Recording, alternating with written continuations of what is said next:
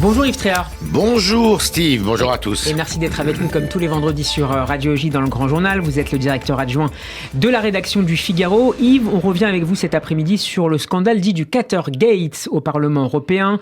La justice belge enquête depuis le mois de juillet sur des versements d'argent et des remises de cadeaux par un pays du Golfe en vue d'influencer les décisions économiques et politiques du Parlement européen.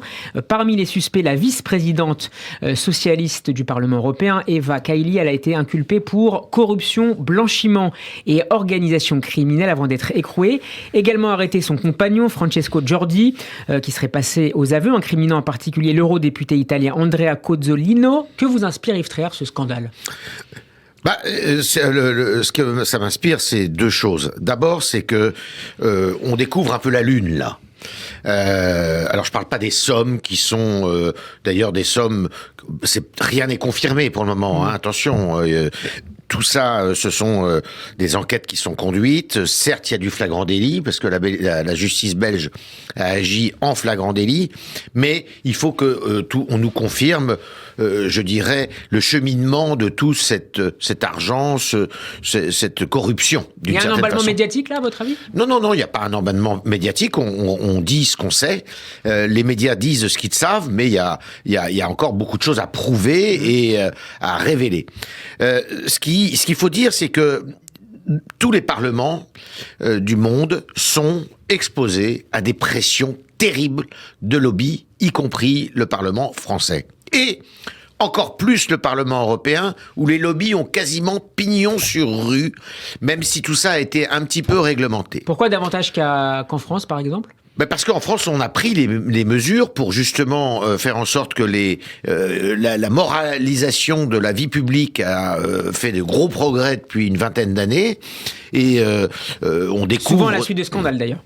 Souvent à la suite de scandales, ce qui n'a pas été le cas de l'Union européenne. Et l'Union européenne, c'est une immense machine, avec, rendez-vous compte, 28 États il n'y a pas très longtemps, et avec des lobbies dans tous les sens. C'est vraiment le royaume du lobbying, qui est un lobbying commercial, mais pas uniquement. Vous avez aussi un lobbying régional. Vous avez énormément de régions qui ont des bureaux avec des lobbyistes qui viennent, par exemple, sur la Corse, sur la Sardaigne, qui viennent, essayer de convaincre les députés. Alors, évidemment, là-dedans, il y a des États étrangers à l'Union européenne, des États qui ont intérêt à se faire valoir, qui ont intérêt à défendre des intérêts financiers, des intérêts commerciaux, qui viennent s'immiscer dans cette immense machine avec comme je vous le disais, des lobbyistes professionnels. Et quand vous avez la corruption, vous avez des corrupteurs. Et les corrupteurs, ce sont aussi ces États. Alors on parlait du Qatar pour démarrer, mais le Maroc aurait également cherché à infiltrer le Parlement européen. Les renseignements marocains, très précisément, auraient tenté d'influer sur des droits de pêche négociés entre Rabat et l'Union européenne, ainsi que sur la gestion du culte musulman en Belgique. Ces révélations, finalement, sont peut-être simplement la partie émergée de l'iceberg. Mais oui, on découvre que le début. C'est évident qu'on va découvrir beaucoup plus que ça. Alors là, on parle de pays qui sont des pays, je dirais, où la démocratie n'est pas flagrante, mais vous allez découvrir aussi que les États-Unis, que d'autres grandes démocraties, ont aussi intérêt à faire du lobbying pour essayer de défendre leurs intérêts. Et ça, c'est, je dirais, tout le problème du Parlement européen, c'est de savoir moraliser sa vie démocratique. Et c'est compliqué. C'est compliqué, pourquoi ?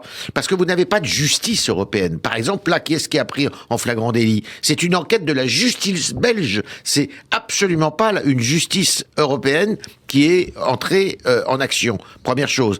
Deuxième chose, il faut que le Parlement européen, à l'instar de ce qui se passe dans les grands pays démocratiques, ait des filtres, je dirais, de vérification de la probité des députés et de leur vie au jour le jour. Ce qui n'est pas le cas aujourd'hui. Aujourd'hui, le Parlement européen est livré à lui-même et on ne fait absolument pas attention au passé des députés, sauf quand il y a des réputations qui les précèdent et qui sont connues. Alors, dans les colonnes de votre journal Le Figaro, Yves, la députée européenne Nathalie Loiseau, qui est la coordinatrice de la commission spéciale sur les ingérences justement dans la démocratie, révèle qu'elle a été elle-même approchée ces dernières années par un lobbyiste pro-Qatar et par des représentants azéris. Finalement, on découvre là que c'est la norme, que ça fait partie du quotidien des C'est ce que je vous dis, on découvre la Lune. On découvre la Lune, c'est vraiment... vous vous rendez compte que la richesse de l'Union européenne... Mais est-ce que ça fait partie, aussi du jeu démocratique que certaines... Là, en l'occurrence, Nathalie Loiseau faisait état d'un voyage qui devait avoir lieu en Azerbaïdjan pour le Haut-Karabakh. Il suffit d'avoir des règles. Vous pouvez effectivement, c'est normal qu'il y ait du lobbying, et le lobbyiste, c'est une profession qui est maintenant, lobbyiste, c'est une profession qui est reconnue sur la place publique. Il n'y a aucun problème. Vous avez des agences spécialisées. L'ouest de Paris est bourré d'agences qui font que ça, sous couvert de communication, sous couvert de défense d'intérêts légaux, mais tout ça, c'est quand même du lobbying. Et effectivement, si vous avez des règles qui empêchent ou qui dit, les députés n'ont pas le droit de faire telle chose ou telle chose, n'ont pas le droit de voyager, n'ont pas le droit de recevoir des cadeaux. Ça, c'est ce qu'il faut faire, et c'est ce qui se passe dans un pays comme la France, où on a encore des progrès à faire, mais vous avez une moralisation de la vie publique qui est considérable, qui va peut-être parfois à l'excès de transparence, mais néanmoins, on voit que quelqu'un qui dérive se fait tout de suite rattraper par la patrouille. En attendant, Yves, est-ce que ces scandales sont de nature à saper la confiance déjà relativement faible des Français, notamment envers le Parlement européen ? Évidemment, ça écorne complètement l'image de l'Union européenne, parce que les Français, comme d'autres nationaux, prennent l'Europe souvent comme un bouc émissaire facile, un bouc émissaire qui marche néanmoins bien, parce que sans l'Union européenne, on n'aurait pas eu cette politique active qui nous a sauvés de la crise financière, qui nous a sauvés de la crise sanitaire, qui finalement fait que la France et l'Europe pèsent sur le plan économique à l'international.